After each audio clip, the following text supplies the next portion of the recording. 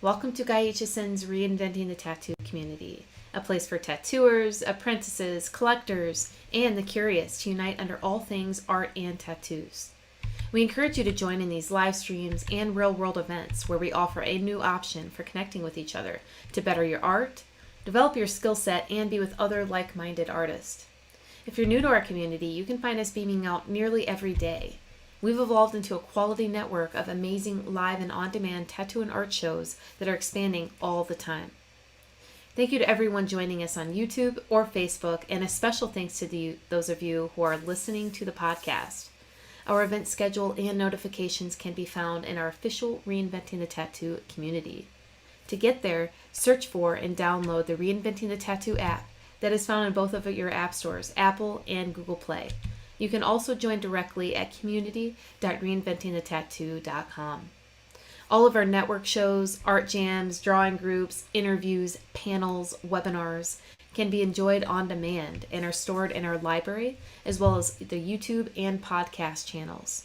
There you'll find countless tattoo and art rabbit holes, perfect for the front room of your studio or to entertain tattoo clients.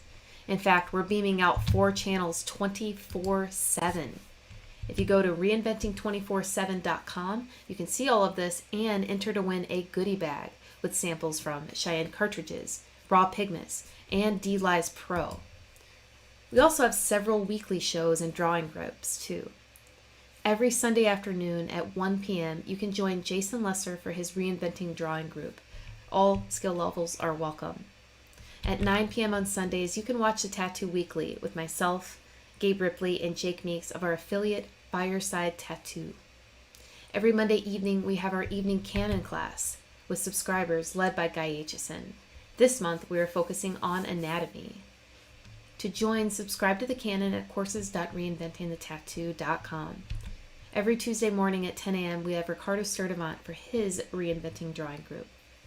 Wednesdays at noon, you can find the Tattoo Now show hosted by Gabe Ripley. Every Thursday afternoon, you can find the Tattoo Collecting podcast hosted by Fawn Baker and Jordan Ruckus. And on Thursday mornings, subscribers are welcome to join Kier for skill levels that are focused on apprentices, fundamentals, and such. Now, there are several ways to support our show, and that is by checking out some of our upcoming pro development and on-demand shows. We've got stuff from Andre Malcolm, BJ Betts, Bob Tyrell, and others. Find all of this at courses.reinventingthetattoo.com. Of course, we mentioned this being a free community, and we want to say thank you to all of our sponsors for making that happen for us. We recommend checking out World Tattoo Events at worldtattooevents.com. They are the largest, most comprehensive resource for tattoo events worldwide. Lots of stuff is updating as conventions are rescheduling like crazy, so definitely remember to check them out. We also have Inkjet Stencils, found at inkjetstencils.com. Now, print stencils from your mobile or computer. Save your time, hands, and apprentices' hands. Webinars and free samples are located on their website. We've also got Raw Pigments, an ink company that is tapping into the source with acrylic-free pigments that have really been impressing artists across the globe. You can find out more about them at rawpigments.co. We also have D-Lies Pro, known internationally as Dermalize Pro. Protect your art. If you're using saran wrap, watch videos of tattooers to see what it's all about at dermalizepro.com. Also, thank you to Tattoo Now, which is tattoo technology for tattooers. And of course, the founder and inspiration behind Reinventing the Tattoo, Guy Aitchison. You can find his Biomech encyclopedia, DVDs, machines, paintings, and more at guyaitchison.com. We also want to say thank you to our affiliate Fireside Tattoo Network, the Apprenticeship Diaries, and ecofriendlytattoosupplies.com. Now, I know it's cool seeing us on the screen, but there, of course, are real-world events that are upcoming at the end of this year. October 3rd to 6th, the Paradise BYOB in Jiminy Peak, Massachusetts, will be webcasting shows live with tons of great content going on. As well as November 12th to 14th, you can find us in Belgium at the Brussels Tattoo Convention. Nick Baxter, Ivana, and Gabe will be doing seminars, beaming in an art jam, and a subscriber-exclusive meetups, as well as general ones. Next May 20th to 22nd, you can find us in Hell City. July 8th to 10th, the Rock River Tattoo and Art Expo. There'll be a Reinventing track artist. Amazing venue. It's easy to get to from anywhere in the world. July 29th to 31st, 2022, the Rubber City Tattoo Invitational will be back with Tony Urbanik in Akron, Ohio. Now, if you guys missed that Paradise Tattoo Gathering, don't worry. Next October 20th to 23rd, the Paradise Tattoo Gathering will be back. Now, we welcome positive reviews on our channels and would love for you to follow us. But if you would like to host a Reinventing event or to sponsor our community, just send us an email to management@reinventingthetattoo.com. Now, I'm going to get out of here. I will be in the background reading off comments. I'll have my browser open to share inspirations and references. Let me know where you're beaming in from. Thanks to our growing crew of contributing artists, truly helping Reinventing reach more of the right people for the right reasons. Thank you for inspiring each other and everyone in our virtual Reinventing offices. All right, Ricardo, how's it going? It's going pretty good. How about you, Lauren? It's definitely going. Nothing but tattoos all weekend and to the art now. Yeah, for sure. I know you just got finished traveling over the weekend too, so it's good to have you back. And I'm excited to be here this morning with everybody. So yeah, Lauren, thank you for the introduction as always. I know last week we had some technical issues and everything like that, so we weren't able to beam out that week. Last week, that was also my birthday, so ended up kind of working out. You know what I mean? It's been another year, and it's been pretty awesome.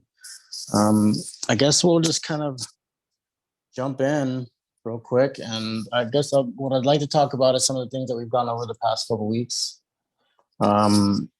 Last few weeks, we've been covering a lot of things about what it is to be an artist, what it is to kind of look at our goals and our direction and everything like that. And I know yesterday on the early morning drawing bird sessions, early morning drawing sessions, whatever you want to call it, we had a good time talking about a few things about like interpretation and looking in ourselves and where we want to be. Some of the things that we've covered over the past couple of weeks have been inspiration. I talked about how hard it can be to find inspiration sometimes, how it's not that important as drive and work ethic can be sometimes as well. We talked about our ego, and I know as artists that can tend to flare up a little bit, you know, but it's not real. Our egos aren't real. They can deter us. They can put up some roadblocks for us, and that's exactly what it is, and it's exactly what it can be as a roadblock. We also started talking about how we always wait for the right moment, and that kind of goes hand in hand with inspiration, and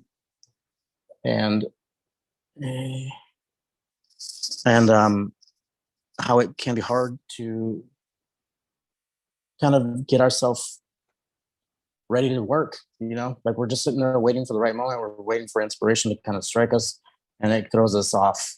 It can really like deter us. It can really like put a hindrance on our progression, and it can ease up or like make it difficult to finish projects. And I know a lot of us as artists, we have that, what do they call it? Professional procrastination, some such stuff like that. So it can be pretty ridiculous. Ultimately, I guess what I'd like to talk about today is how it's hard to be an artist. You know what I mean? How it can be hard to be the artist that you want to be. A lot of us are always thinking back to like, what if I took that class? What if I took that class a few years ago? What if I actually talked to that artist a few years ago? Where would I be? It's really difficult not to do that, but I think it's important to realize how unimportant that really is. We need to stop thinking about where we could be, where we should be, and we have to start thinking about where we are now. Everything that we've done has led us up to this point, no matter if they're good qualities that we've had or bad qualities that we've had or things that we've done unintentionally that might hurt somebody or something or ourselves. We can't live on that anymore. You have to kind of like start moving forward a little bit more positively and a little bit more in the moment of progression and making yourself better, a better artist and a better person. When you think about what could have been, you always end up killing the moment that you are in, is I guess what I want to say. It makes me, I know when I think about it, it makes me stay in the past, and anticipate the future, which both, neither one of them really exists. You know what I mean? So I think it's important to be here now, watching and looking what we're doing. Today I'm going to be drawing on this skull. I've been getting a little bit closer and closer to having it finished. I've still got quite a bit of work to do on it. But it's been fun doing this with you guys. I think I started this back in, what was it? Like probably March, maybe March or April. But I've set it aside, and the only time that I really worked on it is either on an Instagram live video or with you guys here in the mornings. Now I've been bouncing back and forth between the spider and this crown of crow skull with you guys.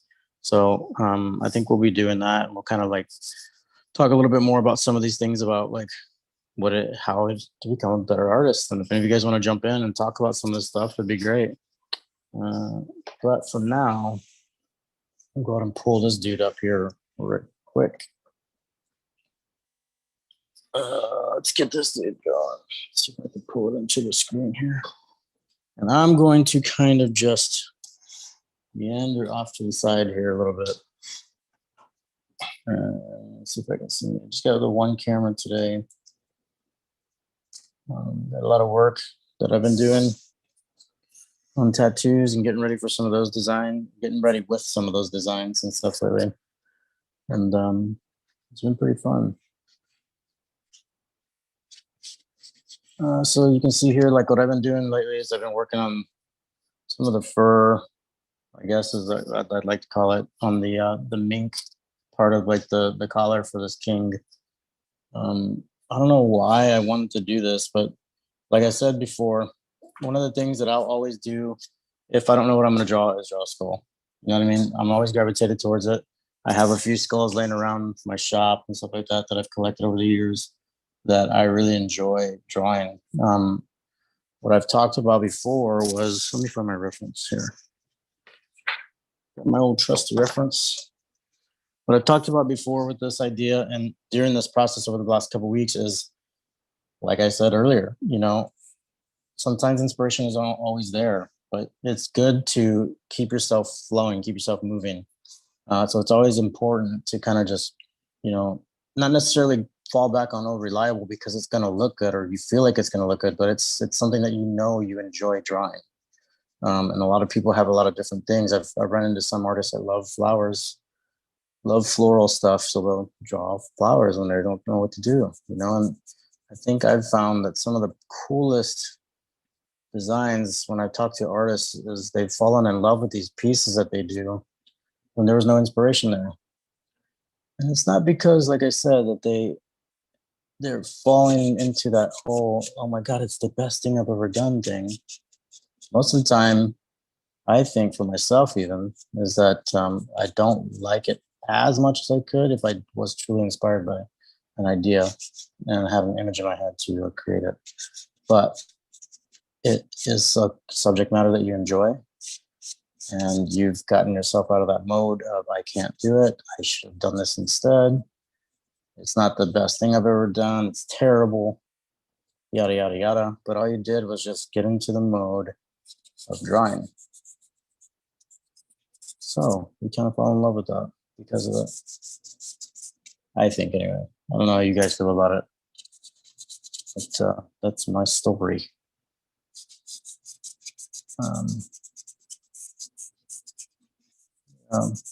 So when I don't oil paint, I usually use charcoals. I love them. They're a very good way of covering a lot of surface pretty fast whenever you use the blending techniques that I've adopted with a brush and everything like that, or the soft pastel brush and charcoal powder. It's always important for me to, when I first start approaching these things, get the form down and the shape and the flow. As far as the composition goes, so that works out pretty well sometimes.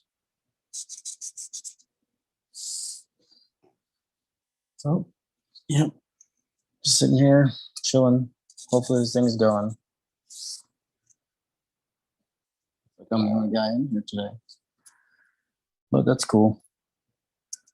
We all had some pretty busy days over the past couple weeks.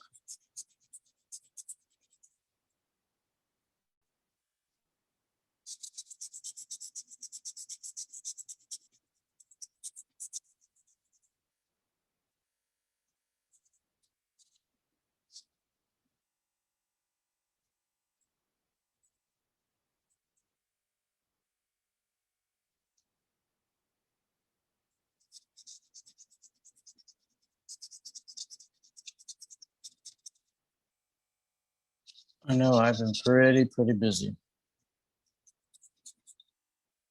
Have a lot of big tattoos coming up. I wonder how you guys handle that stuff sometimes. I wonder if maybe you guys can drop a comment or two in these chats, join in, say what's up. But I always wonder like how you guys go about handling some of that stress whenever you have that busy workload and feel like you just aren't really quite catching up. I wonder if you guys are reaching out to your clientele, explaining what's going on to them, or if you're just kind of handling that as it comes. I'm terrible at replying to text messages most of the time when it comes to business and clientele. I wonder how you guys do that, because I could always use some pointers. And I think just like anything else is just kind of staying on top of it, right? But professional procrastination, man, it wins again. I really like to take my brush and kind of soften some of these edges I just laid down.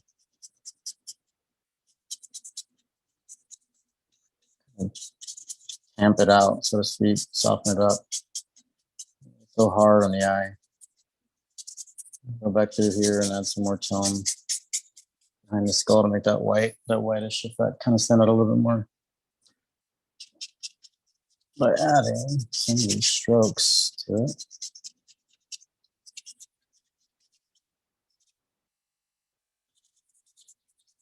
And just brushing it all out again.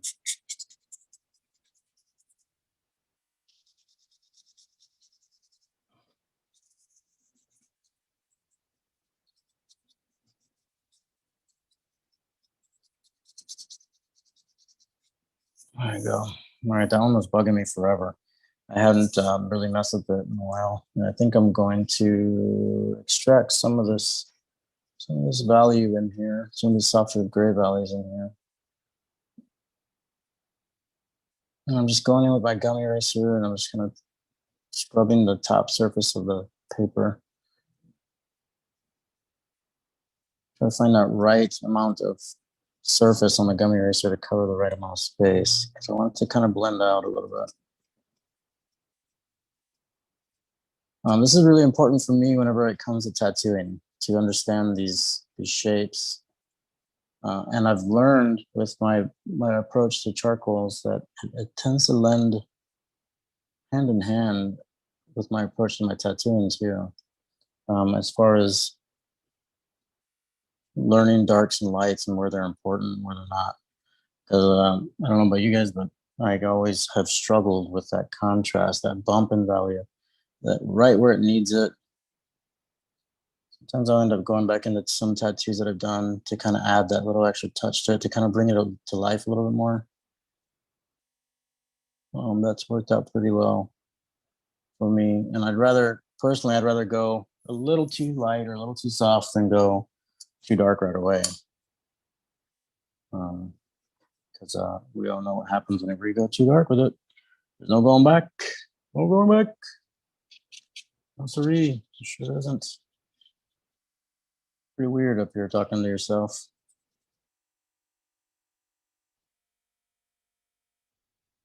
Without anybody in here, it kind of feels like I'm in this room by myself just talking. And sometimes I'll go like a day or so without saying too much to anybody. And that's always pretty funny too, because I'm like, holy shit, when's the last time I actually verbally said something out loud?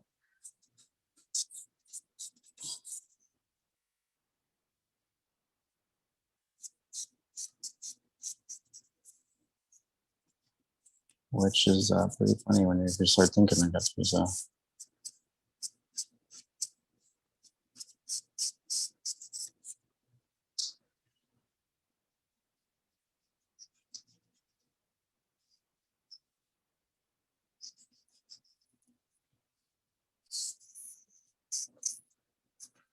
Hey, Faith. Looks like Faith joined us. How's it going? Morning.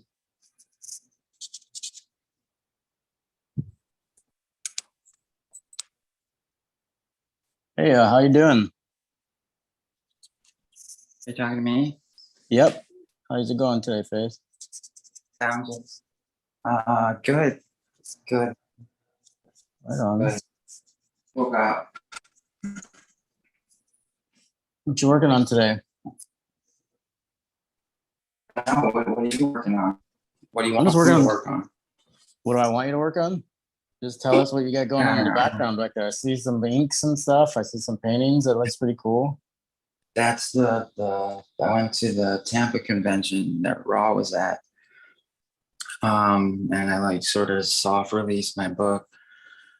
I got a couple hard copies printed and Nice. a website. The goal is to have it all up by Halloween, like have it live and running and kind of start promoting it. Nice. Just give me one sec. That rules, man. That rules. How was the convention? Was it pretty neat? Yeah, I hadn't been to one in like 6 years. So it's been a minute. And it was cool to actually go out there with the book on like the ground level and kind of see what people thought about it. And everyone seems pretty stoked, like across the board. It's just different, I think, than anything out there. Kind of the goal. Well, that's cool. So did you find yourself like explaining what was going on with the book and talking to people? Did they have a lot of questions for you about it?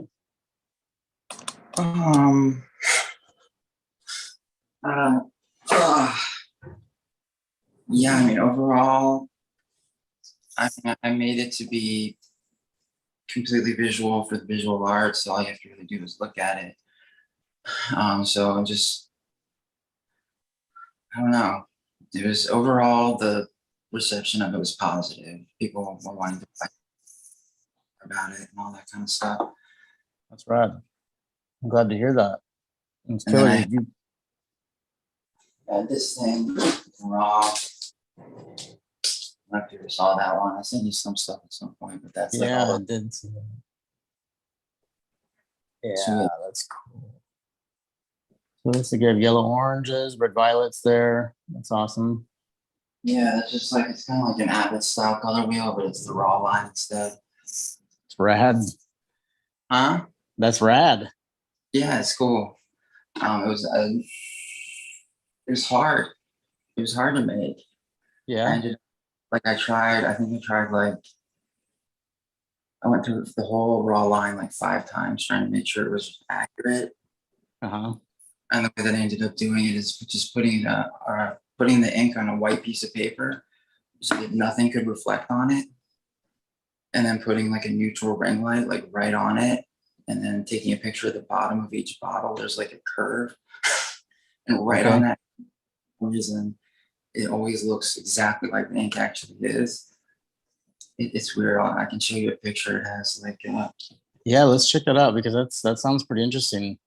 So it was the way that the light curves off of that little dip then, you think? Or what was that? That's insane. For some reason that little hole in the bottom, it's always a great spot, I guess, to get a hue. Wild. That's wild, man. And create.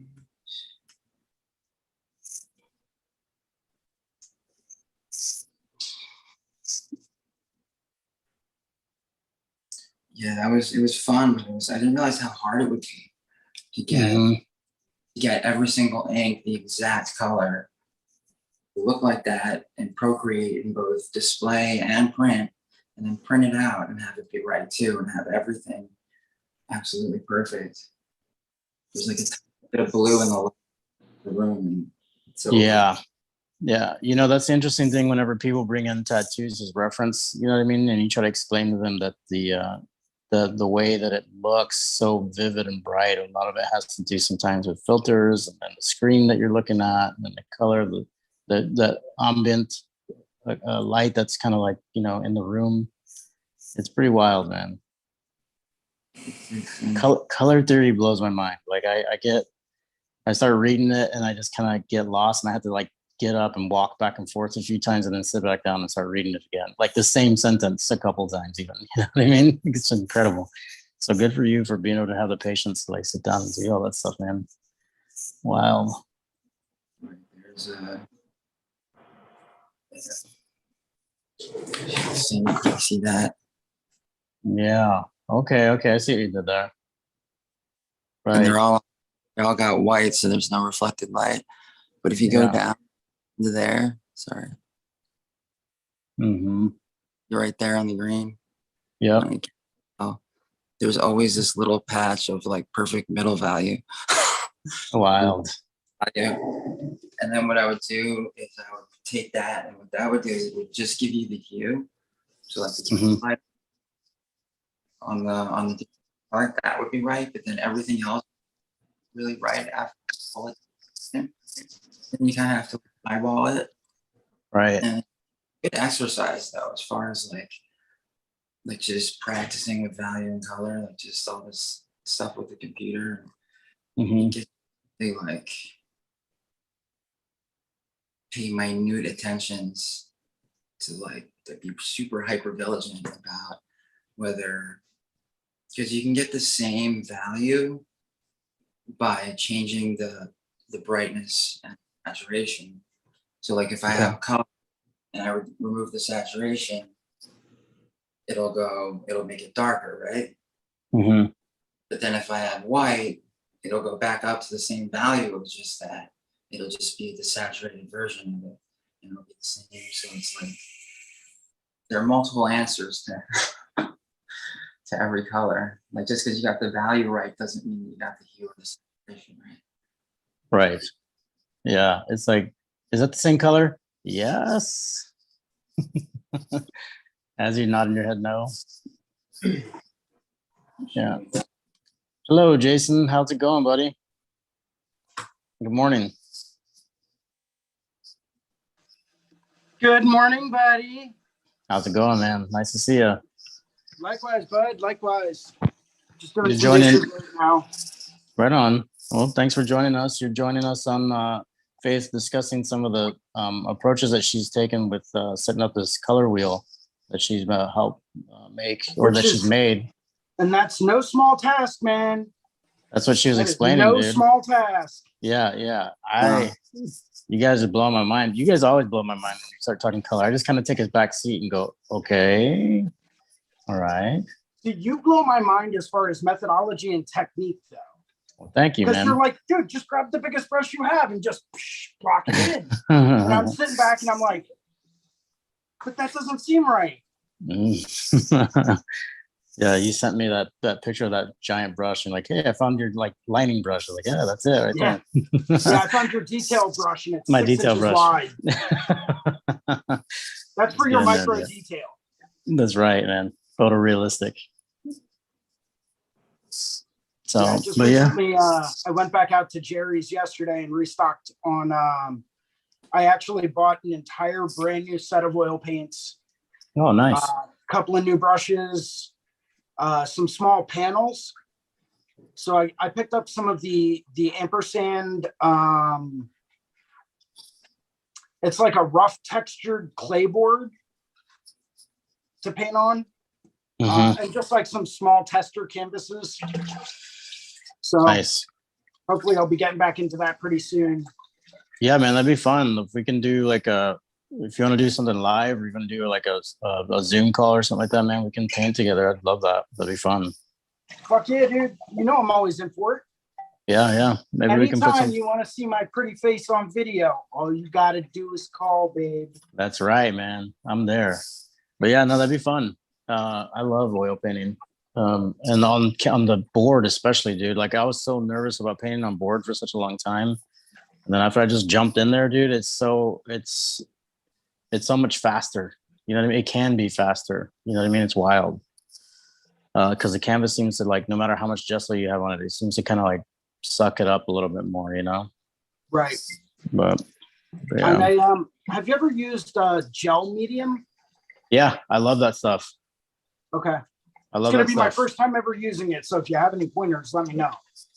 I mean, you can mix the ratio pretty evenly if you want to, like as far as, you know, the a 25-75 percentage kind of thing, you know what I mean? But I just kind of go off of feel mostly and just kind of look at the way it looks on my painting easel, you know what I mean? Or I'm sorry, my palette. Now, The oil painted out. set that up alongside like your white and your black and your colors, and you would Yeah. just use your brush to just grab a tiny bit of that, and Yep. then mix in a tiny bit of your color? I think you can get them at the art stores. There's like a gray background piece of glass you can find, and it's got like the rubber edges on it, so it doesn't like cut anybody or doesn't cut into anything. It's awesome. And I just set it up. Guy in college where you weren't supposed to take your glass palettes home. Oh yeah. But I was that guy. Yeah. Sorry. Yeah. Oh wow, man. It's like 18 inches, or yeah, I think it's like 18 inches wide by like 12 inches deep. And I mean, it's 1/8 inch thick glass. So, you know, just throwing some rubber stoppers on the bottom of that should be fine. Yeah. And all you gotta do really, piece of glass. really, and then just take a few pieces of charcoal, paper, tone charcoal paper, and just put it on the back of it. Yeah. And just like tape it to the back of it. I was just going to use white gesso. Yeah, you could do that too.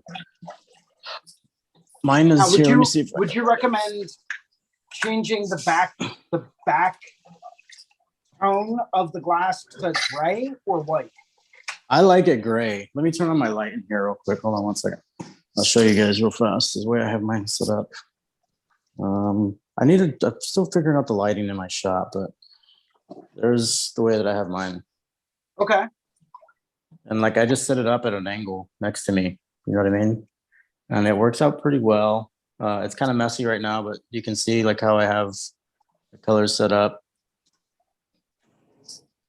And then there's the gel medium down there at the bottom that I've been mixing it into. So it's good.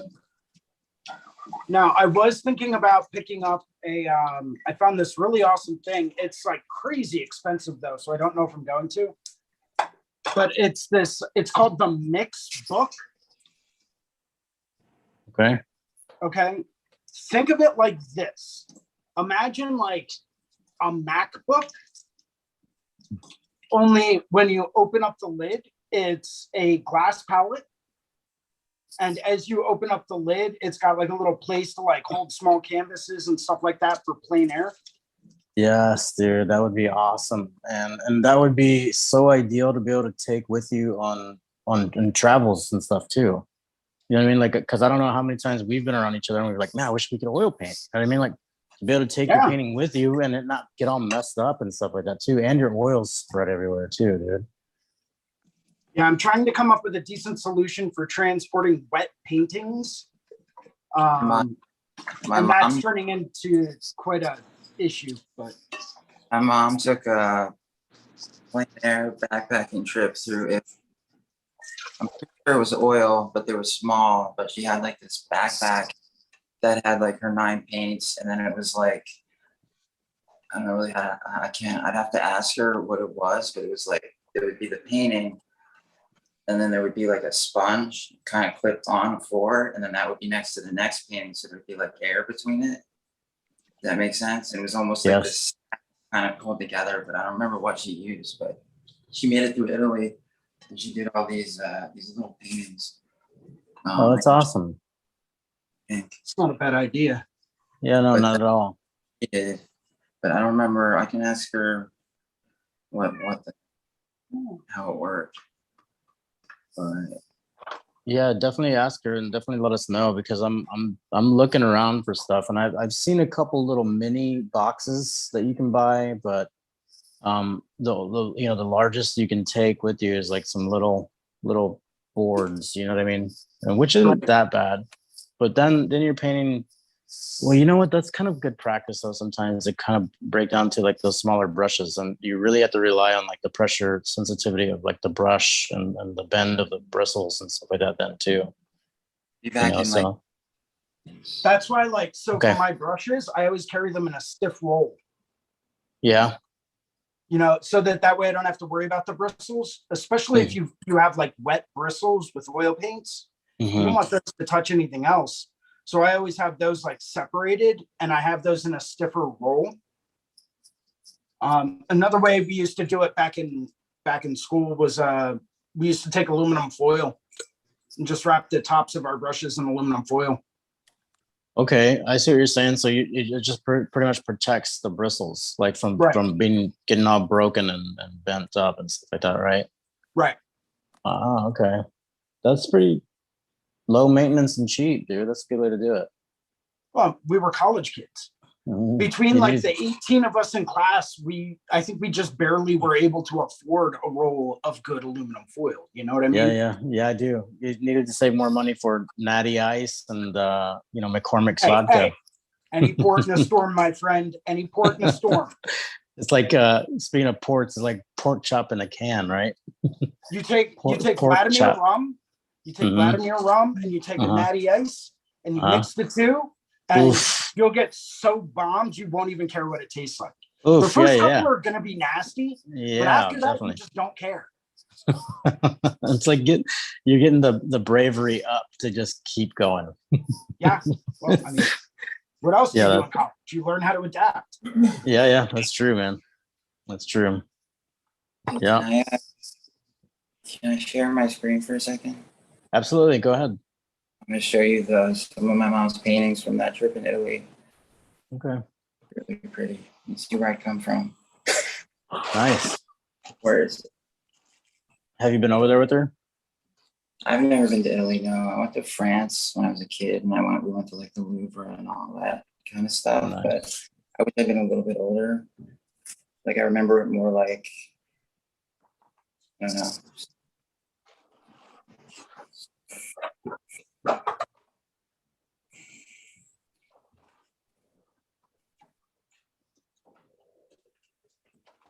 There's one of them.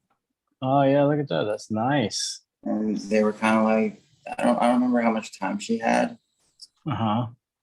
That's like the same palette that was, I think, in the gallery that she did afterwards. On the Okay. trip. You can see it's pretty cool. I think there was like a couple hours for each one or something like that. But Nice. I think they're like smaller than 8x10, like 5x6 or something like that. Yeah. They're really small paintings because she had to travel with them. Mm-hmm. But they're pretty. And that's that same palette that I use, but our styles are a little different. Yeah. That's cool. Very suggestive. I like her painting strokes and stuff like that too. Can you zoom in on that one? The boat. Yeah, see like that reflection on the water and stuff like that, especially like you can see the thickness and the chunkiness of the paint. It's really cool. And then you zoom back in out, it's just like woof, it looks like photorealistic almost, you know? Yeah, she likes like texture. She likes to paint with. Does she use, go ahead. No, you go ahead. I was just gonna ask if she uses palette knives. Yeah, that's what I was gonna ask. Oil. I'm not sure about the palette knife thing. I've never seen her use one, but her main focus is on watercolor. She does stuff like that. Wow. Yeah, look at that. That's like what she does most of the time. It's watercolor floral. Nice. But like she sent me that. She was teaching me how to make the background kind of muted and make the subject pop. Yeah. She sent me that. That's rocking. Now, when she explains those things to you, how does she break it down for you? She usually just sends me a picture. Like that's really like if I ask her how to do something, she sends me a picture, whether it's her work or someone else's work, and just says like do that. And I'm like, okay. He doesn't give me a whole lot of technical information. Yeah. I call her the Yoda fine art. That's awesome. Because whenever I'm freaking out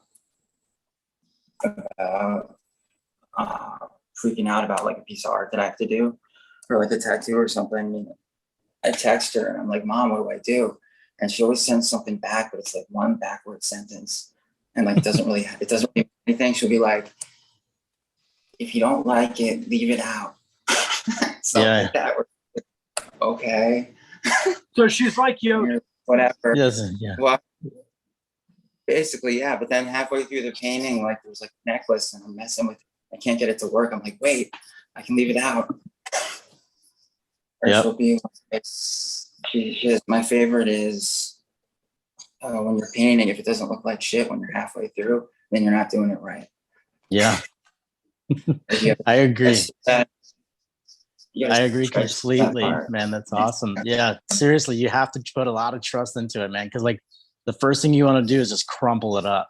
You know what I mean? And like I love that. I love hearing her say that because that's exactly the way I try to tell people. It's like, you know, especially apprentices with tattoos, they come in and they expect to have this like secret formula that you're just going to learn how to tattoo really well right away. That's not the way it works. And it works the same way with drawing and painting, especially painting. You almost have to wrap your head around the concept of it first before you can even start applying the paint. You know, the fact is that it's not real. It's a 2D surface that you're trying to make a dimensional image on. Or even with flat design stuff, you know what I mean? Like even then, you still have to kind of wrap your head around the idea. Like but it's brand new. It's like you give them a paintbrush and they're like, "What the fuck is this?"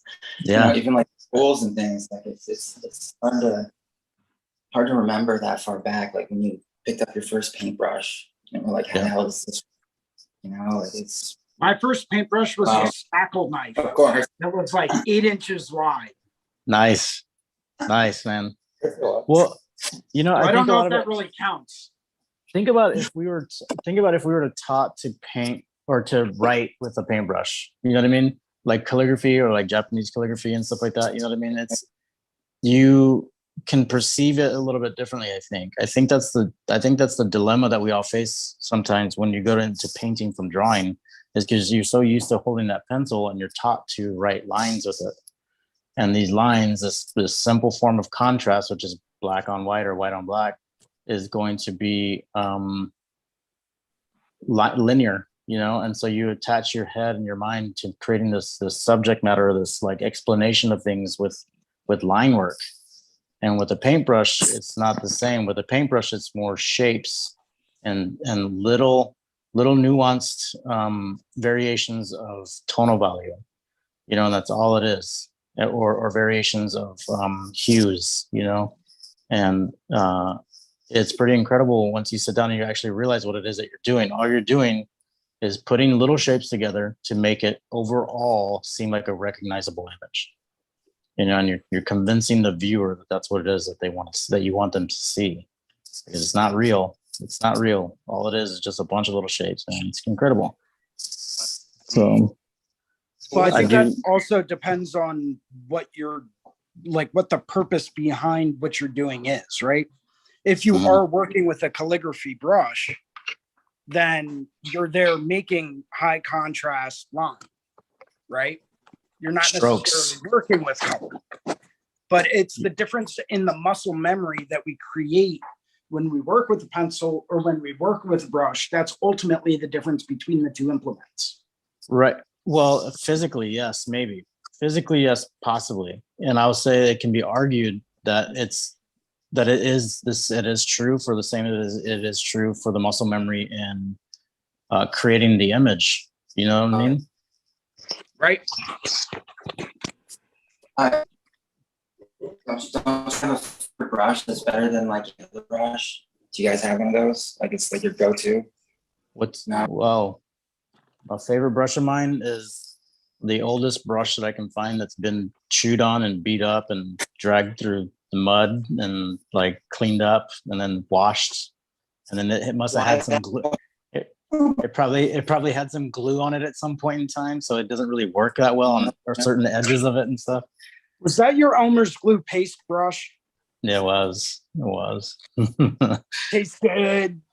Yeah.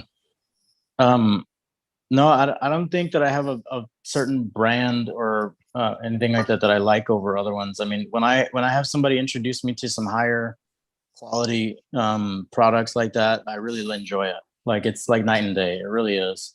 When you put a little bit more time and investment into your into your tools, you do see a little bit of a difference. But that's only after you've used the ones that are just shit. You know what I mean? The other ones that people would look at and be like, why are you using this, dude? Like this should have been thrown away years ago. You're like, oh, it's my favorite brush, man. I use the ones that are like bulk buys. It's like $10.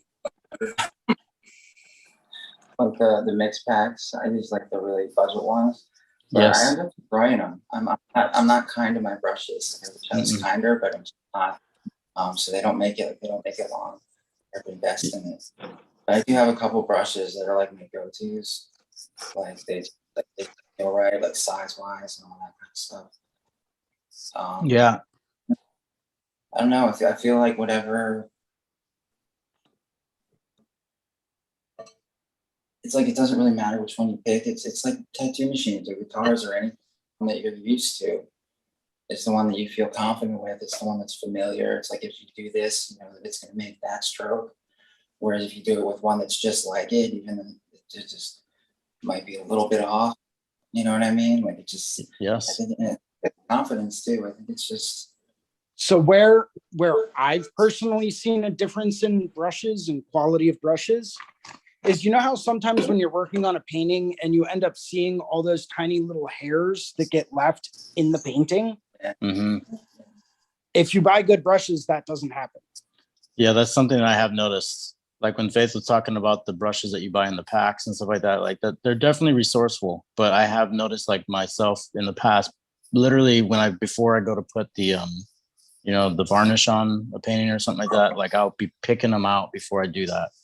And it's like, ah, shit, dude. Like I've had paintings finished where I can see there's clearly like lines and like little scratch marks and stuff, you know what I mean? But yeah, I agree with you, Jason. I think that's a good point.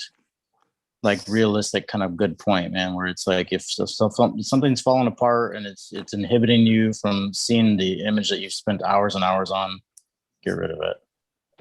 Yeah, I also find that it lends itself more to longevity, right? I've had some of my oil painting brushes since the early 2000s when I got them in college, and I take care of them and I treat them right, and they're still exactly the same as the day that I bought them. Wow. I'm very destructive to my creation process. It gets anything I'm wearing, any furniture within a feet of the area, they're all gonna get me on. It's like that's just the way that I work. I don't know. Tattooing, it was hard for me to keep it. It's such a precise art, even just like it's a sterilization and everything. You know what I mean? You have to keep everything, and that's like a little bit of just free. Yeah. Kind of pain process, but at the same time, I don't like to do like the ones where I guess like Pollock. Is that it, or just in general where you're like. Or anything that I can't control medium wise, like I don't like. Ah, okay. I like your classes because you get me outside of. Yep. Your choice is like just do whatever. It comes out perfect. Yeah. I'm like I control everything down to the brush, meaning everything down. It doesn't look right. Mm-hmm. Yeah. Yep. That's exactly it. Yeah, letting go is hard. It's hard for me. It's hard for a lot of us, Faith. It's hard for all of us. I think a lot of us have some form of that or another, whether it's in our art or it's our personal life. Look, there's his paintbrushes, or like his the new ones. There you go, man. So soft.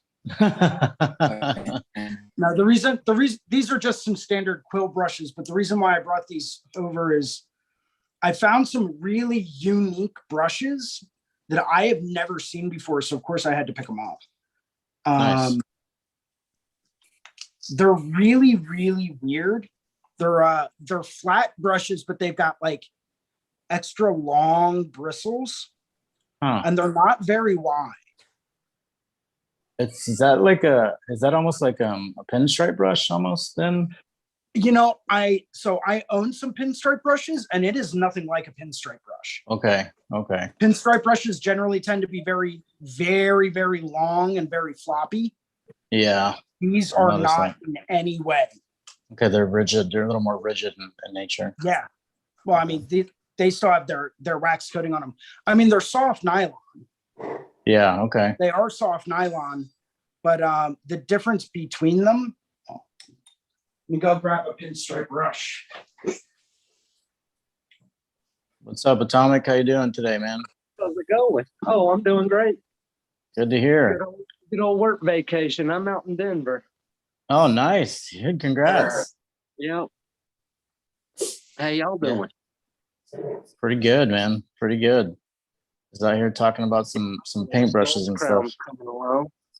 Oh yeah, Yeah. thank you. I've been watching. So Thank you, this man. is the flat brush that I just bought. Okay. Uh-huh. Golden Taklon. It's not like it's anything super special as far as the bristles go. Nice short, like stubby handle. I think it's meant for lettering, but this is a pinstripe brush, Yeah. I've This done a is little the bit of that dagger. myself. right? Mm. Yeah, you're right. It's way off. I mean, it's got And these are way softer to hold a lot more paint. Also, handle size. yeah. I just use like one brush and angle. Yeah. Treat it like a mag and just go at it. Pretty Mhm. much. Yeah. Yeah, I have a few small like round tip brushes, and that's just for like the tiny little like highlights and stuff that I'll put on there sometimes, you know. Other than that, it's just all flat brushes, like variations of size of flat brushes. And that's really Yeah, about you it. use one that's like 12 inches wide, one that's 6 inches wide, and 3-inch, right? Yep, you got it. Is it Exactly. Yeah, you No got it, shit. man. Hell I mean, yeah. pretty much, yeah. I mean, yeah, it's fun. I like to cover a lot of surface with just simple shapes and stuff like that. You know what I mean? And then start building up from those simple shapes. Everything kind of gets magnified after you lay down the basic construction. It starts kind of like start zooming in a little bit more on each little like area, especially the real focal point kind of areas. That's when you want to like really zoom in a lot. Oh, there you go, Faith. There you go. That's the current rotation. I don't There have you any go. small, but this Yep. one, that one's the shit. I don't Yeah. know why. It might be a watercolor brush, but Uh-huh. it just softens the rest of them, and it just makes a nice clean line. Yeah. But I don't know. I gotta buy more of those, like Cotman or something. I think that's watercolor. Mhm. With- Now, what's the difference between the water and the oil brushes? Is it like a material? Watercolor. Do you want to Watercolor. dive down that rabbit hole? Don't. Let's not go deep. Not go deep down. Let's take you vaguely. general. Let's just glance over it there, Jason. Let's like kind of like Not- like oops, I Watercolor- just go ahead. Okay, so So expensive. there's Oh, two major. Oh, go Big ahead. time. There are two major differences in oil brushes and watercolor brushes. Mhm. The first major difference is the bristle type. Typically Okay. speaking, oil brushes have a lot stiffer bristles. They're a little bit thicker, and they've got a lot more snap, which means they will snap back to their original back. position from being wet or being in paint. The reason why is because oil paint is quite typically a lot thicker, so you need to have something that can carry that thicker, heavier medium. Right. Not saying you can't use something with like a soft synthetic bristle. That can work just fine if you're working in thin glazes. Watercolor brushes by nature are meant to hold a lot more actual fluid moisture. So they have a Yeah, lot more Hard to absorbent stick bristles. pigment. Right. Squirrel hair or a quill brush, right, is going to hold far more fluid than any kind of like a hog bristle brush, right? These are also quite a bit stiffer to help you move around a thicker paint. These are a lot softer to help you move around a lot more aqueous type media that's way thinner in viscosity. Yeah. So that's the first major difference between the two. The second major difference is price. yeah. Hell yeah. Oh yeah. The Oil finance, brushes can be, finance woman at holy Watercolor. shit, why would you pay that for a brush? Expensive. Yeah. And watercolor brushes, typically speaking, unless you're buying like legit real red sable, like imported from Eastern Europe, handmade by a whole bunch of little guys chained to a bench, right? Yeah. Unless you're buying brushes like that, they're really moderately priced. They're not that bad. You can get really, really nice handmade ones of each, but all in all, typically speaking, you're going to pay a little bit more for really nice oil brushes than you are for watercolor brushes. Yeah. So, No, and the, brand. those the watercolor brushes, the wash ones that are like huge, like the 1.5s, those things are expensive. That's all I remember. That's a lot of brush. Yeah. While I was at Jerry's, and I think I sent a picture of this to Ricardo, I was holding in my hand, it was a quill brush. It was like a number 8 quill brush, and it had a $150 price tag. Oh man. Okay, Damn. for one brush. Yeah. I mean, That is it a brush seems I will never buy. well, it's initially expensive, you know what I mean? But it's like if you were able to make a painting and be able to sell it for at least that, or like a couple paintings that add up to 150, then there you go. You know what I mean? Yeah. And if you take care of it, it'll last you 50 years. Absolutely. Yeah. There's no debating that. You know, so Yeah. is it worth it over 50 years? That's $3 a year. Right. You know? Probably. Right. I could $3 a afford year. that in college if I saved up for it. But I don't have $3. it would take me 6 years to save up for it, but I could have done it. Lose 2 packs of ramen noodles a week. There you go. I There you mean, go, man. what you do is you take the brick and you break the brick in half, right? And then you have breakfast and dinner, Yeah, pretty much, right? right? Yeah. Dude, my But go-to where you back get then into was the issue is the seasoning packet. yeah, How yeah, yeah. you, and that's when you see college kids sitting down with a mirror and a razor blade, like cutting apart, right? And Is that what chopping that was up that for? ramen Okay. seasoning packet. That's what I always used it for. Yeah, yeah, So yeah, that I could exactly. partition that out equally.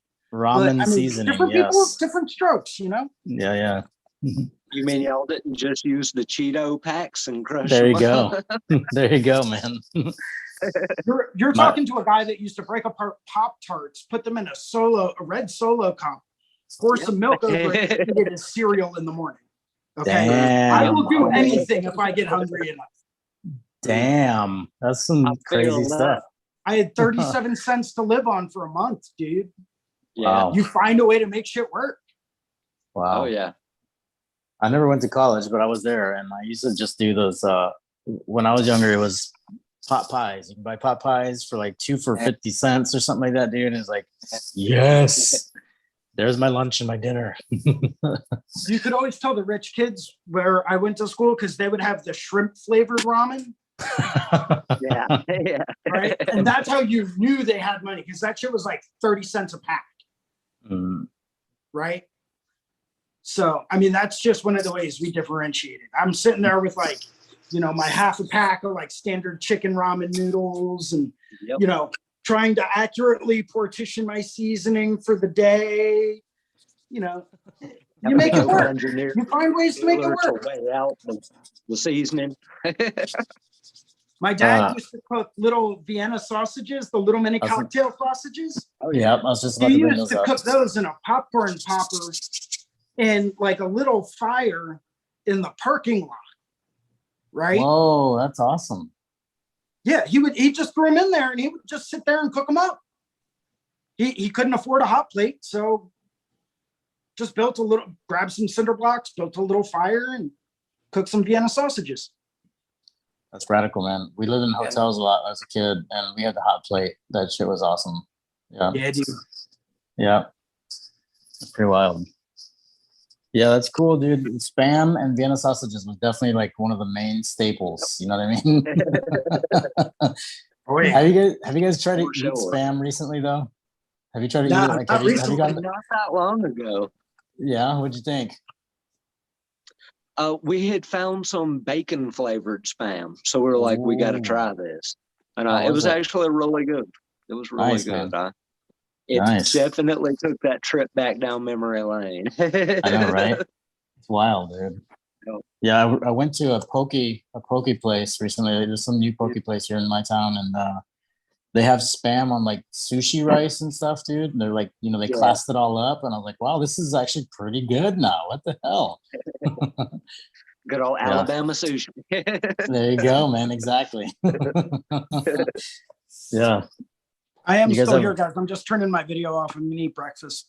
Okay, cool, man. Let me ask you a question. You ready? Yeah, go for it. So I was talking to a lot of people about my book, and they're asking like why I wrote it. But one of the reasons, like the goal when I wrote it, was if I could like go back in time, like 9 years when I started art and tattooing, and just teach myself something, I would just be like, here, this is everything more or less that you would need to know. And it's the whole book's on value and color. So when did you start art, Ricardo? Like when did you like start seriously? How many years ago? Like, what define seriously? You mean as in I just- making a profession out of it, or you mean just like it was everything that I wanted it to be? Just in general, Yeah. to start. Whatever. I started art as far back as I can remember. You know what I mean? Okay. I was I don't know how to say it. Like for a long time when I was a kid, I was by myself quite a bit. You know what I mean? Okay. When there was still a lot of people around, but I was always by myself. Like nobody really hung out with me. You know what I mean? So like I drew, and I would always just like trace stuff or like draw the characters on cereal boxes and stuff like that. You know what I mean? Ever since I can remember. And when I started getting older, we started moving around a lot, and I found myself not talking to anybody and not communicating. So I would just start drawing, and people would come up to me and start talking to me. And I realized later in my life that I was using it as a form of communication. That's You know? what I Yeah. do. Yeah. But what would you go back if you could go back, and if you were trying to give yourself a leg up, like just to the most out of it? Not that you can get enough out of it already, but is there anything you can think of it? Would it be the free value that you're teaching in your class? Is that like the thing that you feel? I think if I Like what's the most important, whether foundation or just aspect or philosophy about art that you would want to get across to yourself? I think the most important part would be the philosophy of it. You know what I mean? Like that perception behind it. Not the actual technique, more the philosophy. But the hard part about that is, and I've asked myself this before, so it's interesting that you brought it up, but because like the hard part about being able to explain that philosophy to a person that I was at that age, I wouldn't understand it. I would look at him and just be like, what the fuck are you talking about? You know what I mean? Like, you don't fucking get the fuck out of my face. You don't know shit. You know what I mean? So That, like without the experience and growth, it wouldn't be perceived correctly. Correct. Yeah. So I think I would try to talk to myself about like I don't know, I think I would approach it in a different way. I think I would approach myself, and which is what I try to do now, which is sit down and be able to interpret a person's language and be able to speak to them in the way that they might understand it. Because that's what communication is all about. That's what art is all about, is us communicating the voice and a perception, you know what I mean? And then being able to get the viewer to understand this perception and this view. And it always ends up being that some of the things that you might not find that significant in your art, that somebody else will see it and like love it. And you might have not even realized that that's something that you're putting into your own artwork until they've explained that to you, what they see in it. Does that make sense? Oh yeah. So yeah, I think that's what I would try to do, is just try to learn how to communicate a little bit differently. And I don't know. And outside of that, the technical aspect would definitely be learn some terminology a little bit sooner. Yeah. That way you can grow a little bit faster. That way you can have communication with other artists and stuff like that, and not just feel like you don't want to say anything because you feel like a fucking idiot. You know what I mean? They're like, I know that this looks good. I mean, I don't know what to tell you. Learn. Yeah, exactly. Right. Yeah. Basically. How did you do that? I just kind of put it there, and then I put this other stuff over there, and I erased it here, and you know what I mean. But yeah. Tom, how about you? What about you, you? Adam? Uh, How long ago? full time, it's been like 3 years. But 3 I've years? always, like, since I was a kid, I drew or, snuck spray paints or whatever I had to do. So it's, I don't know, if I were to have to go back and like really give myself a good little kick in the ass, it would have been way back before these past 3 years. I would have just been telling myself, you need to be doing this. Fuck what people have to say about it. Just you wish you'd started earlier. Yeah, Sure. I wish I had put my everything into it far earlier. I did music for 25 years. I focused on guitar and music theory. And I just, at 31, I was just like, fuck music. Yeah. And I wish I don't know, I feel like I don't regret it. It's just I'm so much better at the visual arts than the audio arts. So Right. I feel like I struggled for like 25 years just fighting against something I wasn't as good at, that I maybe had more passion for. And then the other thing is the one thing I didn't know about art is I didn't know that you couldn't just fucking do it. I didn't know that you could teach me about light, about color, and all this other stuff. It was like, that kid's talented. That's what people kind of say, like if someone's doing art, the people who don't do art, they're like, oh, they're talented. But like, Right. I'm not 100% sure what talented means, but I always just think of it as how I have fast. no idea that half of it is very much work that skill. Yeah, it's practice, it's learning, and it's like anybody can make art. Anybody. Oh yeah. So it's Agreed. like somebody had said that to me. You know what I mean? Like that's a message that should be out there. Yeah. Yeah. For That's sure. a good way to look at it. Anybody can make it, for sure. Yeah, that's a good thing to think about, because like it technically can be free even. You know what I mean? Like if we were able to live off of trade, even, that you can just literally trade it, like it'd be cool. And I think you're right, Faith. I think that idea of like, what you were saying though about being into music theory and stuff like that before all this stuff. And I think it's important to realize that, like, sometimes I think about this, and I that's what I was trying to say this morning, is that it's really important to not get caught up in where would I be if I would have done this earlier, or where would I be if I knew this at an earlier age, or if I would have paid more attention to it then. That's not important anymore. You know what I mean? What is important is like what's happening now. Yeah. And so like, I think it's so radical though that you focused on music and music theory and stuff like that first, because that in one way or another is lending to this approach that you're doing with your color theory and stuff like that too. Like the organization of it. You know what I mean? Like even that wheel that you have with the color wheel back there, that's like the music wheel. You know what I mean? So, and I've tattooed one of those before, and that shit is hard as hell to tattoo, by the way. Yeah. You want something messed up? What's that? You want to hear something messed up about music that I think about sometimes? Go for it. Music, right? The way that music was created at the very, very beginning is somebody set an arbitrary note, just whatever note, right? And then we base a scale off that. Mm-hmm. See what I'm saying? So yep, that I do. That I've agreed more or less as a civilization that C is that arbitrary note. Yep. So that means that just the fact that entire thing is based off just some guy was like, and it's like, okay, that's it. Yep. Let's use that for the rest of the nation. Mm-hmm. It's pretty wild, isn't it? And there's other countries and things that have half tones where they have like 14, and we hear it and we're like, what? It just sounds. Oh yeah, and then like we decided to write it down. Those 12 notes. Typically make sheet music. Yeah. I love a puzzle that takes 20 or 25 years. Mm-hmm. Like music theory and color theory.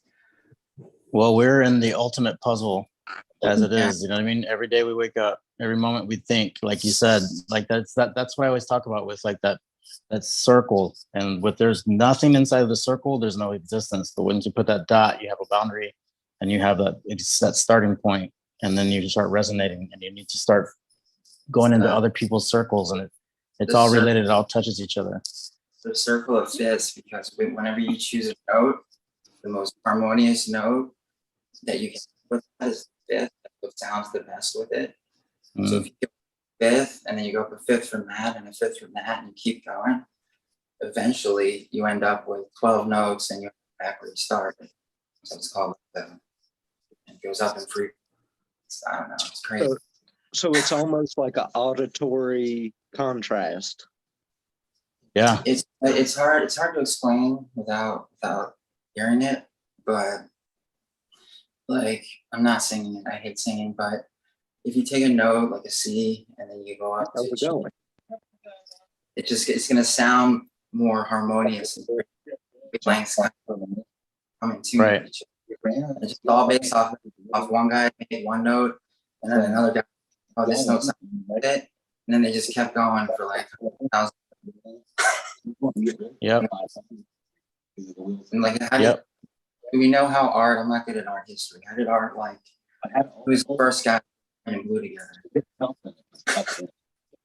I don't know much about art history. I think that would be one more Jason's stuff. But I think it's true. Like, I think we've always tried to represent what it is that we see, though. You know what I mean? I think that it goes back to like cave drawings and stuff like that. Even, you know what I mean? Like, we're always trying to, and even with music, like, I personally think that we're like this. We're a resonant frequency, all of us. Like, you know what I mean? Especially when we're around each other. There's like certain people you can have conversations with, and it just feels right. You know what I mean? There's like a frequency there that you're reverberating off of each other, that just like that whole vibing sense of things. You know what I mean? Our hearts emit this energy, and we are literally interpreting it in every fucking moment of our day, you know, and it all relates back to that one starting point, doesn't it? Like you're saying, it's pretty cool. Jason, I saw you were about to say something a little bit ago. I'm just listening. Yeah. I think it's pretty awesome, and that's kind of what I was talking about, and like that's kind of what I like. I like to talk about this with the guys a lot, and it's where does art start? How did it start?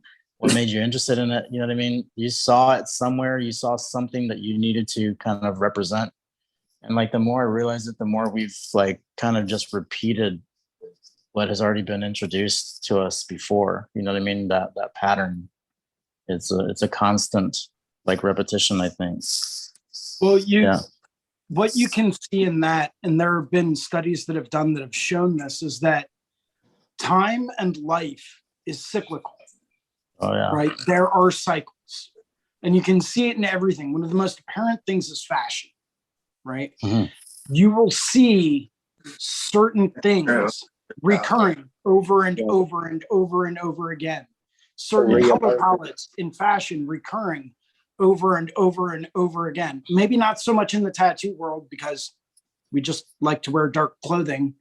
But, you know, I mean, hey, there's nothing wrong with black t-shirts and jeans, but you see patterns, right? And there are patterns all around us everywhere.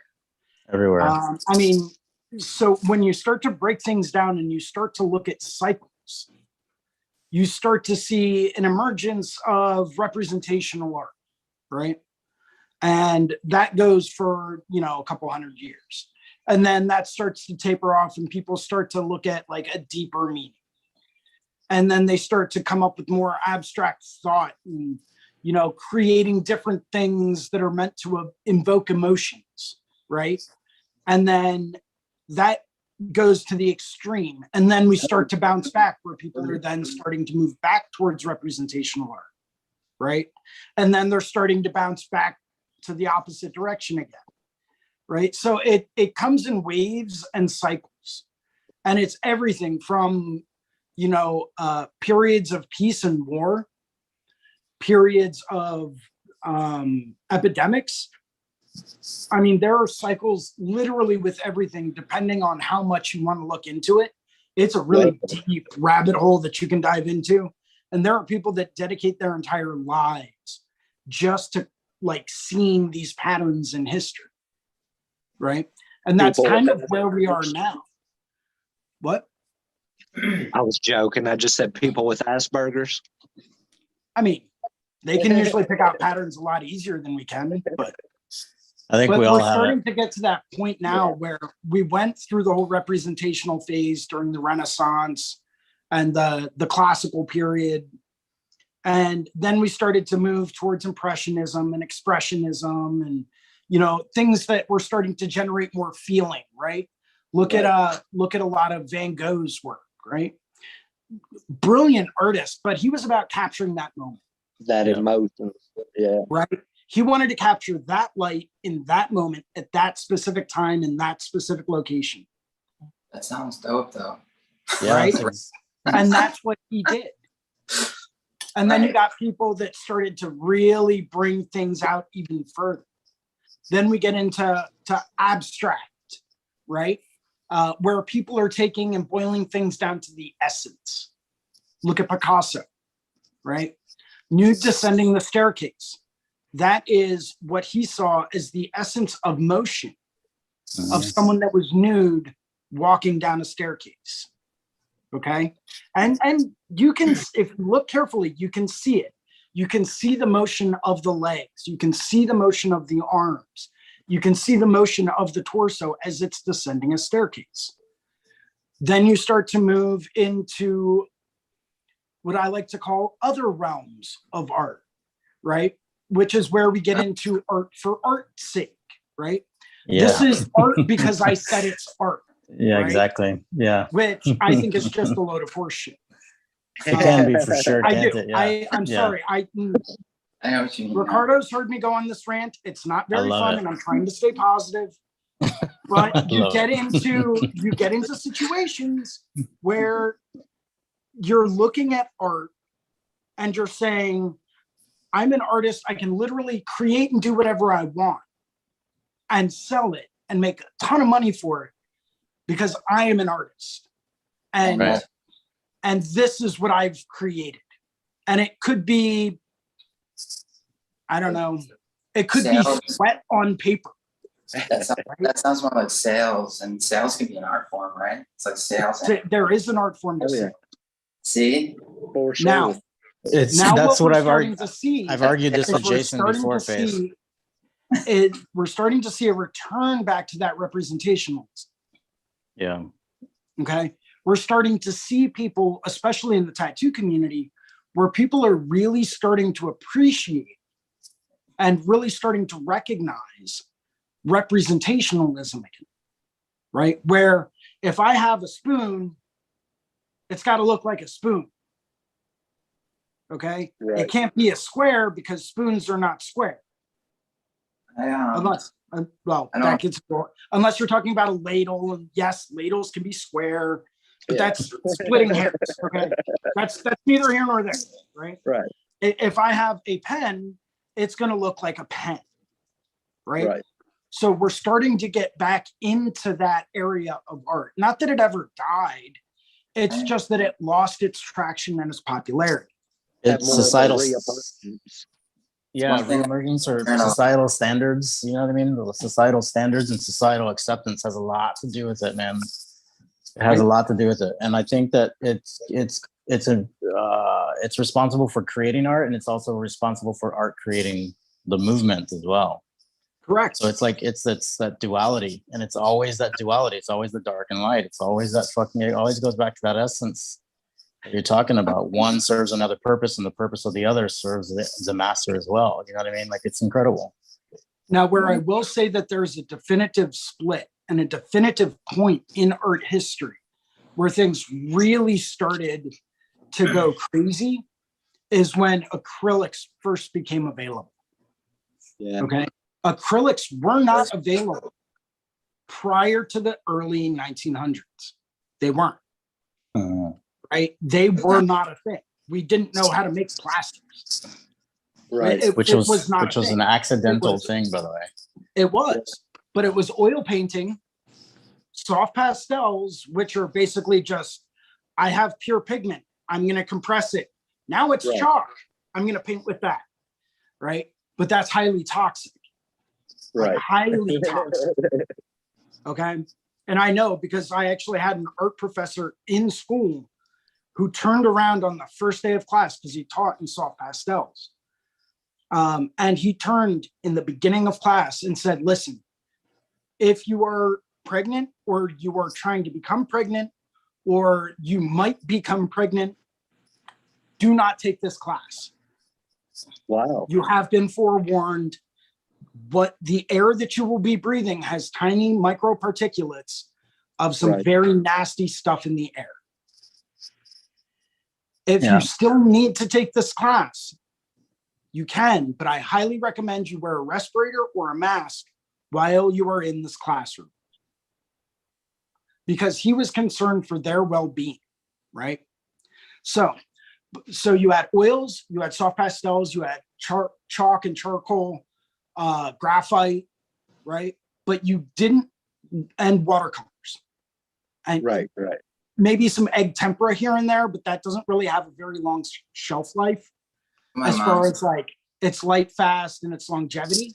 Right, though. So you were really limited with what you could work with.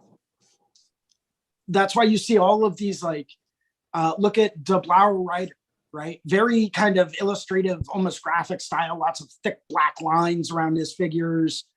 Most of his figures don't even look like figures, but that's a totally different story. Where he was all about creating this like image with these hard boundaries and things like that. Very, very well-known artist, by the way. But he was limited to only using oils. So everything he painted was done in oil paint. Now, with the advent of acrylics, you have things like pop art, right? That came on the scene. You have things like a lot more expressive creative designers that are pumping out artwork left and right at such a fast rate that they can create these crazy things, have them dry overnight, turn around and sell them at a gallery the next day. Right. Without mediums. Let me ask you, Without anything toxic. back to the way that you cycle and change, you know what I mean? So a lot, I've heard it from a couple different places, although I don't know where. But lots of people are saying that when one way to create art with is 50% something they've seen before, or something like the spoon, looking like the spoon, etc., and then take the other 50%, and that's what you show them, just to keep people interested. Have people be like, "Oh, okay." Like Well, that. you touch on a very good point. And then they did Very that. good point. And also other non sequitur. Have you ever read The Hunger Games, or do you know what that is? Yeah. I know what it is, yes. There's like a dystopian society where one of the things that the people do that's just like normal, like getting your hair done, is they get their body like turned a different color.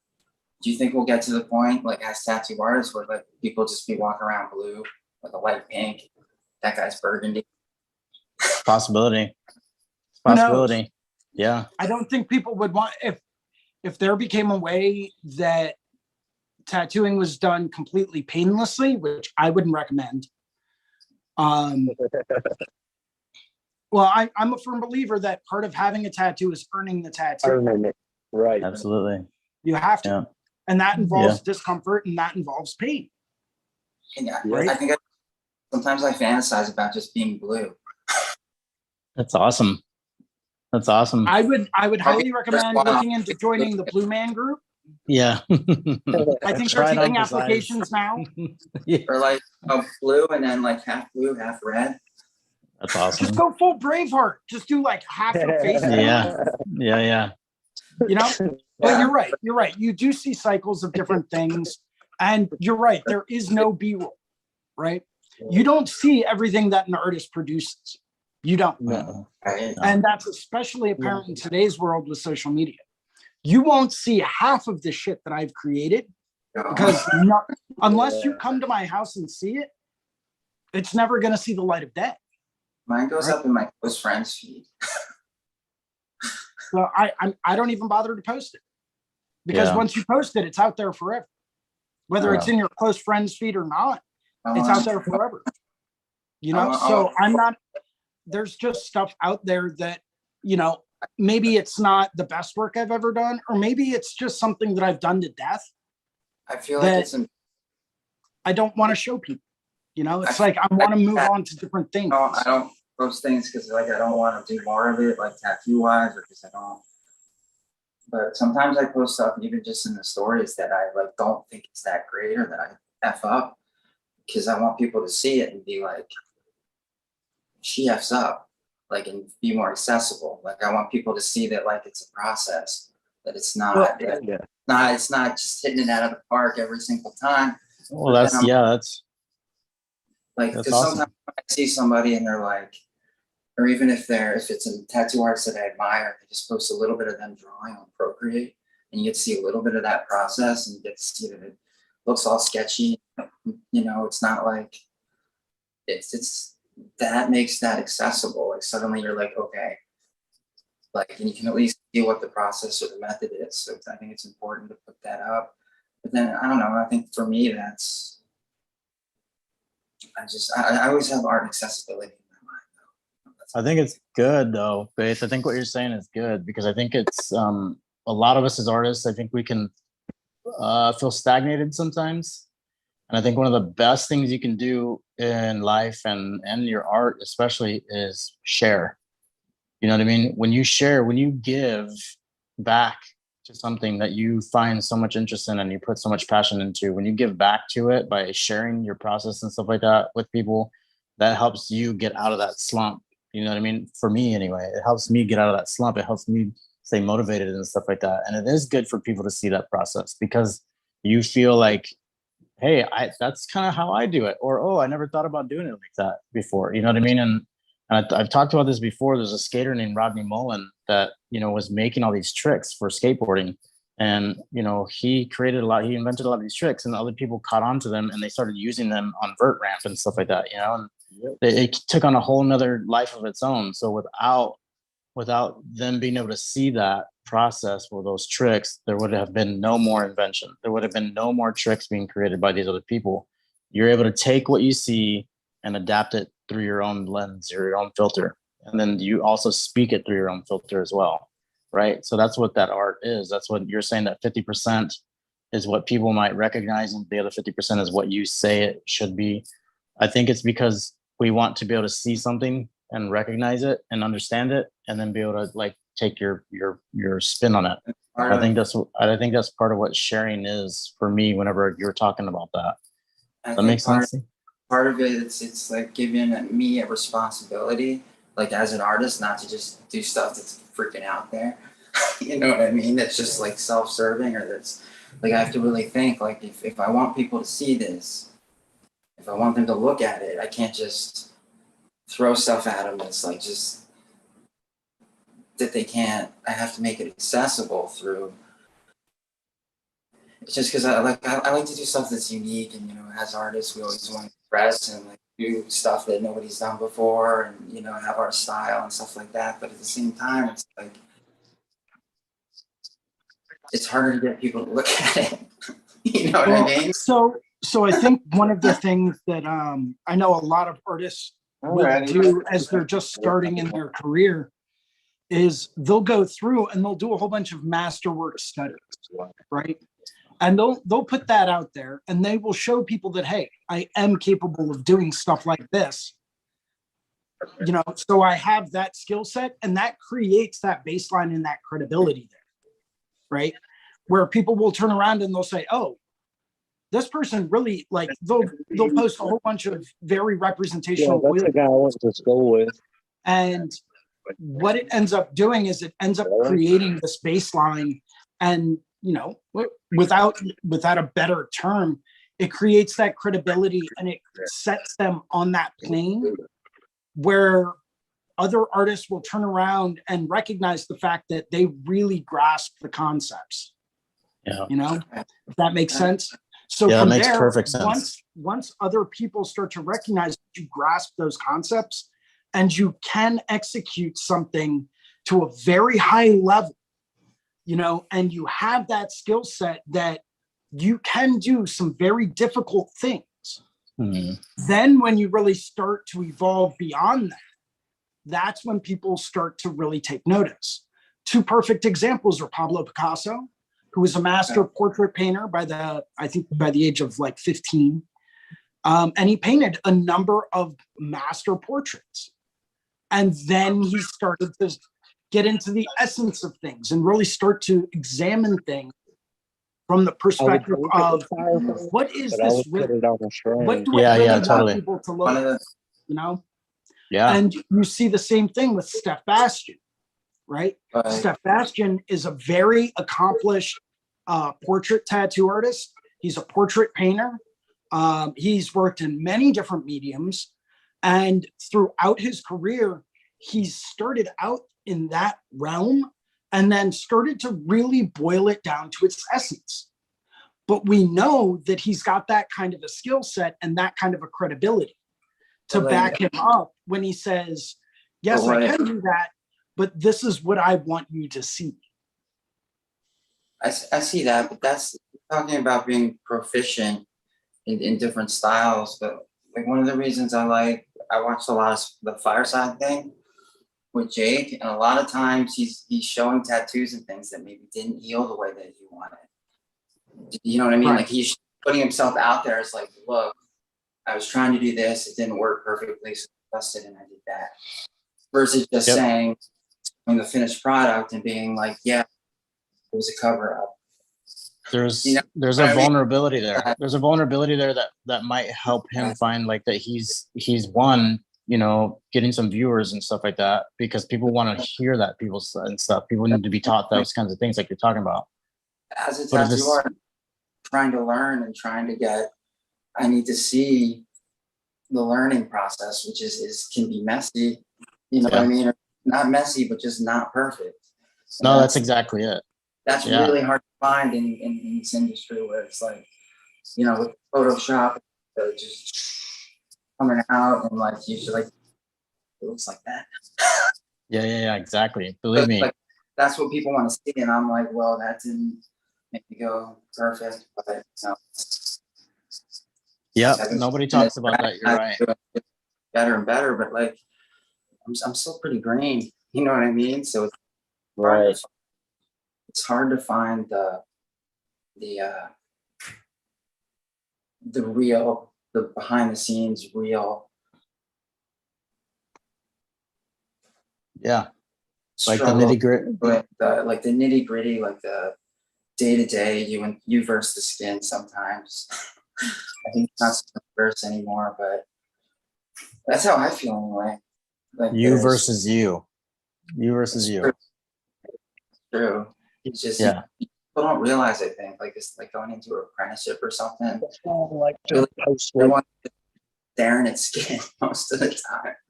Like it's we're sitting there like that most of the time. It's just us.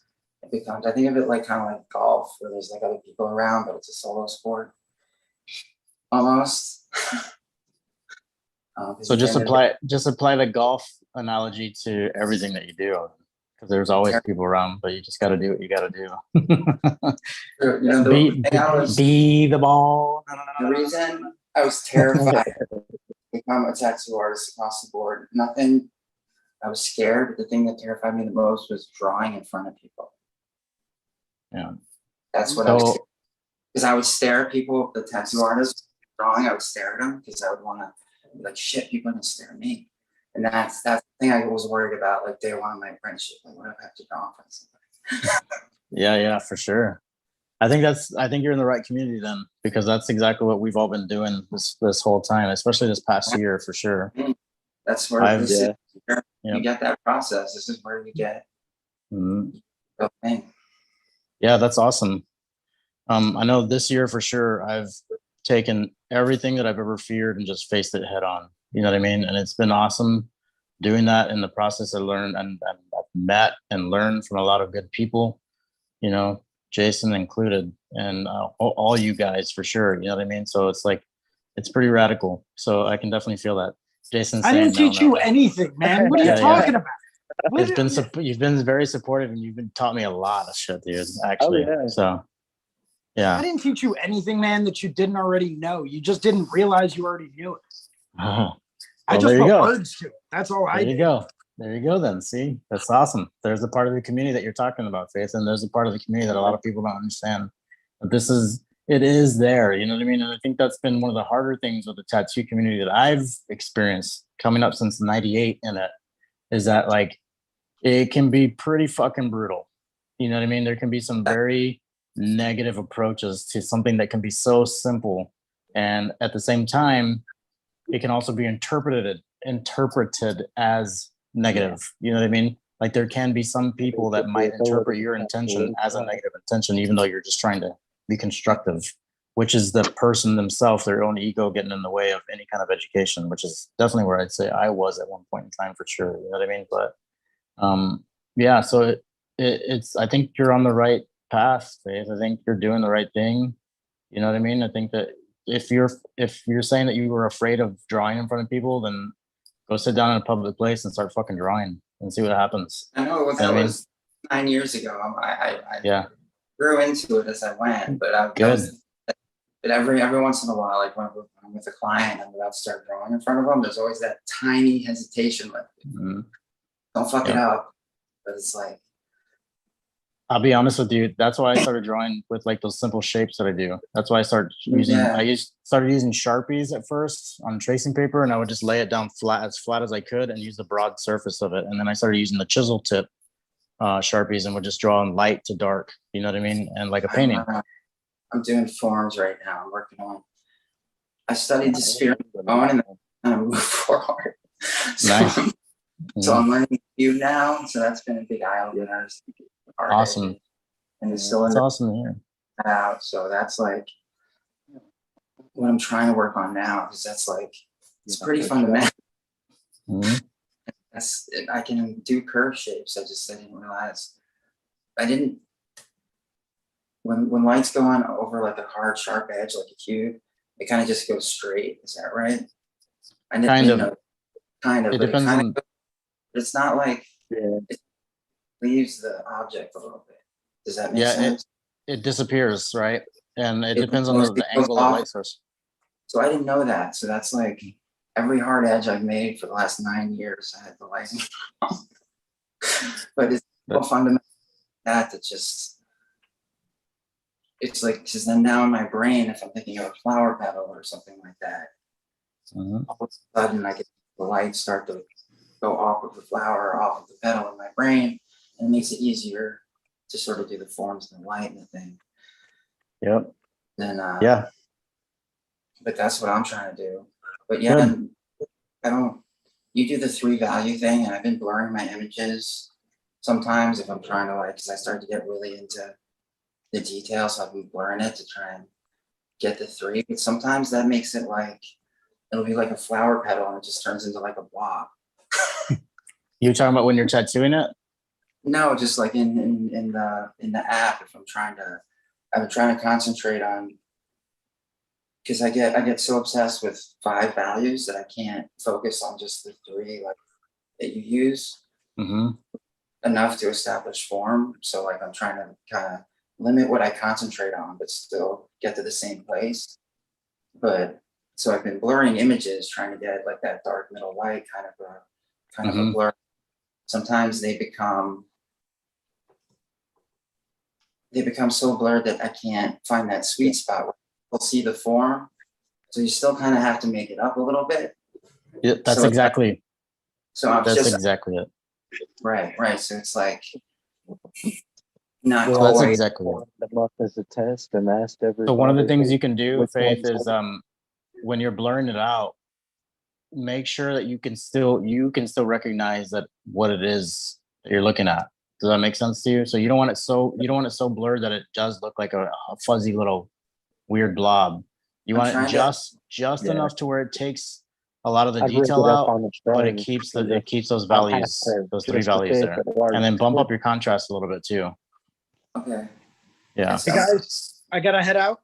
Likewise. I gotta head over to the studio, start cleaning for the day and getting prepped. Yep. Thank you Jason, very much, everyone, for everything. Yep. It's greatly appreciated. Thank you for joining us, man. Yeah. Hope you guys have a wonderful day. All right. Thank you, Jason. Most definitely. You too. Take care, guys. All right, guys, we're gonna be signing off. If everybody wants to kind of like give a shout out where you're at, how to get everybody to get a hold of you. Whoever wants to jump in first, go on ahead. You can see right there on the bottom of the screen. That's where you can find me on Instagram. It was good to see y'all today. I've missed y'all. Y'all have a good one. Likewise, man. It's always a pleasure. Enjoy Denver, sure. dude. Oh, most definitely. It's been a blast. I got a bunch of pictures. Nice. Put them up, dude. Let's check them out. Oh, yeah, for sure. All right, man. Take it easy. You too. Faith, go on ahead. Sure, you can find me on my website, Color, which is my last name, WYNN, thewordcolor.com. I have up the full 6-module education course now. It's up on YouTube and my website. You can pre-order and purchase the ebook. And you can also get the new, all the stuff that has to do with raw, like the digital palettes and the color wheel. You can download and purchase those as well. Even though learning is free, it just went live a couple of days ago. So anybody wants to go on and check it out, there's going to be new stuff popping up over the next couple of weeks. Cool. Oh, yeah. Yeah, I look forward to checking that out, Faith. Thank you so much for sharing that with us. As always, guys, it's been a pleasure. Thank you guys for jumping in. It's always a good conversation with you guys, and I appreciate all the time that you put into hanging out and everything. And thank you for the compliments, Faith, on the drawing tips and everything like that. My name is Ricardo Sturdivant. You can join me here every Tuesday morning at 10 a.m. Eastern time. We go over all kinds of stuff, and sometimes we do some drawing too, so it'll be fun. And maybe I'll jump back into some more of those examples of drawing with the 3-tone valleys, like Faith was talking about earlier. Maybe we'll shoot for that next week. So we'll go over a couple things. I'll put a couple images together and put them up on the RIT app, and you can go there. And Sunflower. Yeah, sunflowers. Okay, we'll do some sunflowers. Flower, some kind of soft flower. Like All very right. bright. Yeah. Let's do it. We'll do it. Yeah, let's work with some color too. Why not? Fuck it. We'll do some.